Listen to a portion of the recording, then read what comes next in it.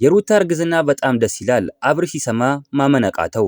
ኤፍሬም የአብርሽ ወንድም በጣም ደስ ብሎታል። ሩታ በማርገዟ በጣም ደስ ብሎታል። ሄርሜላ በዚህ በሩታ ማርገዝ በጣም ተናዳለች። በአንድ በኩል ያልተጠበቀ እርግዝና ዜናና ከደስታ ብዛት ማልቀስ፣ በሌላ በኩል ግን ይህንን ዜና ተከትሎ የተቀሰቀሰ አስፈሪ ቁጣና በቀል። ሩታ ማርገዟን ስትሰማ ሄርሜላ ያደረገችው ነገር ሁሉንም ሰው አስደንግጧል። እንኳን ወደ ቻናላችን በሰላም መጣችሁ። ዛሬ ሁላችንንም ጉድ ያሰኘ በአንድ በኩል እጅግ የሚያስደስት በሌላ በኩል ደግሞ ትልቅ ውጥረት የፈጠረው ታሪክ እዘንላችሁ ቀርበናል። አዎ ሩታ አርግዛለች። ይህ ዜና ሲሰማ የተፈጠረው ክስተቶች ግን በፍጹም ያልተጠበቁ ነበሩ። ሰዎችን እስከ መጨረሻ የቀየረውን ይህንን የድራማ ዝርዝር መረጃ ከመስማታችን በፊት እናንተስ በሩታ ማርገዝ ደስ ብሏችኋል? ሄርሜላስ ለምን ተናደደች ይመስላችኋል? አሁኑኑ ኮሜንት ላይ አስቀምጡልኝ። እንግዲህ የሩታ ወዳጆች ቪዲዮን ላይክ በማድረግ ጀምሩ። ታሪኩ የሚጀምረው ሩታ የምስራቿን ይዛ አብርሽ ጋር ስትመጣ ነው። አብርሽ ዜናውን ሲሰማ መጀመሪያ ማመን አቅቶት ነበር። እውነትሽን ነው እያለ ደጋግሞ እየጠየቃት ነበር። ደስታውም ከአቅሙ በላይ ሆነ። እንባው እስኪመጣ ድረስ ነው ያበደው።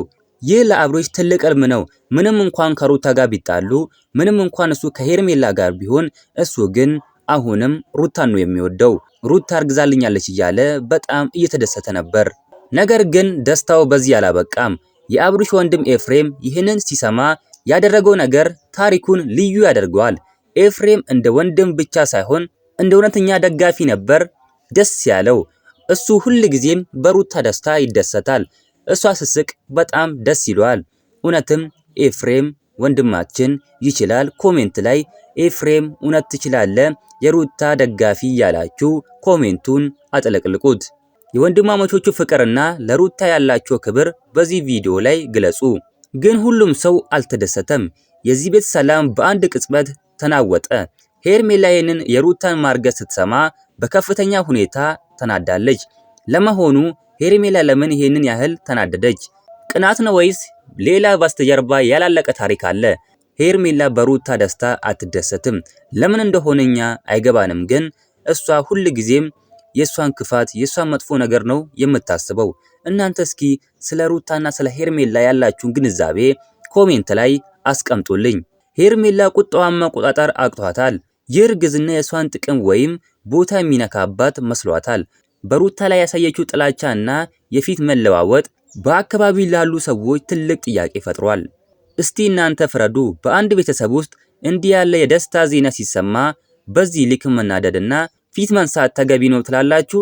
ሄርሜላ በሩታ ላይ ያላት ጥላቻ አግባብ ነው ወይስ ሩታ ይገባታል ትላላችሁ?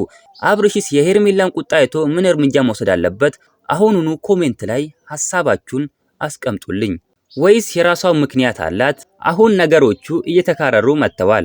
አብርሽ የባለቤቱን የሩታን ደህንነት ለመጠበቅ ሲል ከሄርሜላ ጋር ትልቅ ግጭት ውስጥ ሊገባ እንደሚችል ገልጿል። ኤፍሬምም ቢሆን በወንድሙ ደስታ ውስጥ ጣልቃ የሚገባን ሰው ዝም የሚል አይደለም። ወደፊት ምን ሊፈጠር እንደሚችል ሄርሜላስ ምን አይነት ሴራ ልታስብ እንደምትችል የምናይ ይሆናል። እንግዲህ ሁል ጊዜም ሄርሜላ ማለት ነው የሩታን ደስታ አትፈልግም፣ የሩታን በሰላም መኖር አትፈልግም ማለት ነው። እንግዲህ ወንድማችን ኤፍሬም ሁል ጊዜ እንደሚያደርገው ከሩታ ጎን ቆሟል ማለት ነው። ሁል ጊዜ እሱ ከሩታ ጎን ነው የሚቆመው። ሁል ጊዜ ከሩታ አይለይም ማለት ነው። እኔ ያለሁልሽ ሩታ እያለ እኔ ያለሁልሽ እኔ ወንድምሽ አለሁልሽ እያለ ከሷ አጠገብ ነው የሚቆመው ማለት ነው።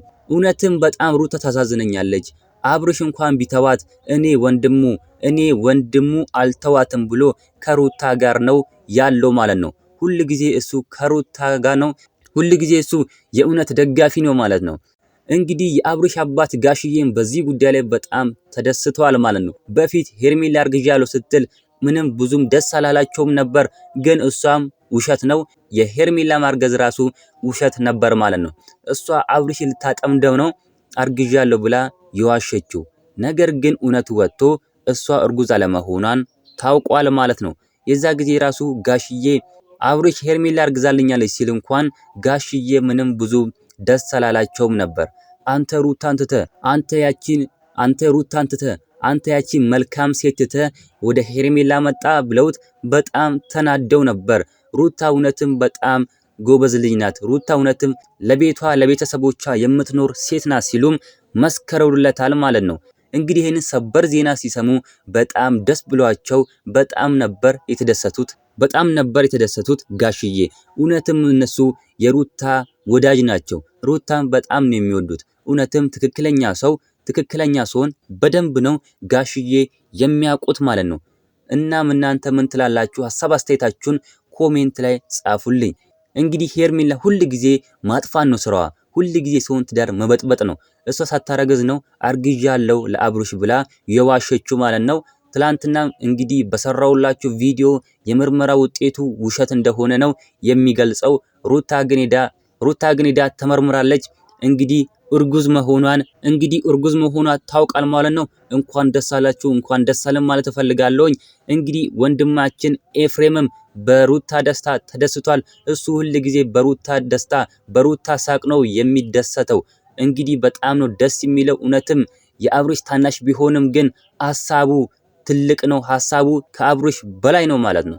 እንግዲህ እናንተ ምን ትላላችሁ? ሐሳብ አስተያየታችሁን አሁንም ኮሜንት ላይ አስቀምጡልኝ።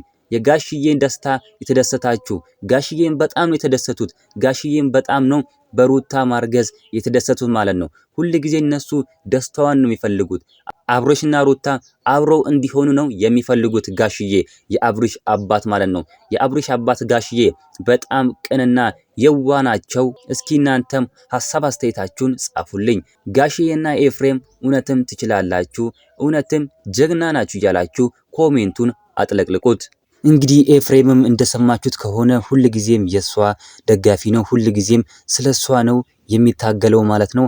አብርሽም እንግዲህ ሐሳቤን እለውጣለሁ፣ እኔም ወደ ሩትዬ እመለሳለሁ፣ ሄርሜላ በጣም ሸውዳኛለች፣ በጣም አስቀይማኛለች፣ በጣም አስደብራኛለች ሲልም በግልጽነት ተናግሯል ማለት ነው። ሁልጊዜ እሱም ሐሳቡ ሩትዬ ጋ ነው። ምንም ቢሆን ብንጣላም ራሱ ከሷ ጋር ባንዋደድም ብንጣላም፣ ነገር ግን እኔ በጣም ነው የምወዳት፣ እኔ በጣም ነው የምፈልጋት ሲልም በግልጽነት ተናግሯል ማለት ነው። እሱ ሁል ጊዜ ለሩታ ነው የሚኖረው፣ እኔ ሁል ጊዜ ለሩታ ነው የሚኖረውም ሲል ተናግሯል። ጋሽዬም በዚህ ጉዳይ ላይ በጣም ደስ ብሏቸዋል፣ በጣም ተደስተዋል ማለት ነው።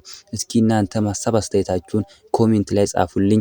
እኔ በጣም የገረመኝ ነገር የኤፍሬም ነገር ነው ማለት ነው። ኤፍሬም ሁል ጊዜ በቃ ለሷ ነው የሚቆመው፣ ሁል ጊዜ ለሷ ነው የሚያግዘው። ኤፍሬም ወንድማችን ይችላል፣ ኤፍሬም ወንድማችን በጣም ጠንካራ ነህ እያላችሁ እስኪ እሱንም አበረታቱልን።